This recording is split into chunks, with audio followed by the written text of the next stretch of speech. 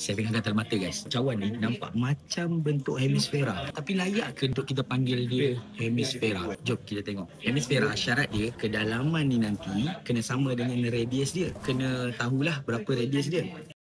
Bismillahirrahmanirrahim. Oh. Nampak? Dia sampai sini je. Jom kita ukur panjang dia ni. Dari hujung sini sampai hujung sana tu 5 cm. Sekarang kita kena tahu pula diameter cawan ni, sebab radius adalah diameter bahagi 2. Dari hujung sini sampai hujung sana tu 10 cm. Diameter dia 10 cm, maksudnya radius dia akan jadi 5 cm. Maksudnya kita tahu daripada pusat ni sampai hujung sini, ini radius dia 5 cm. Yang sini pun daripada sini sampai sini 5 cm juga. Dan kita tahu satu lagi, kedalaman dia pun 5 cm. Try last. Betul ke 5 cm? Yang ni 5 cm sampai sini kita patahkan sikit sampai 5 cm.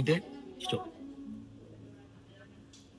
Oh, lebih kurang lah. Dia tak boleh lah kata tepat hemisfera, tapi dia menghampiri hemisfera. Gentle.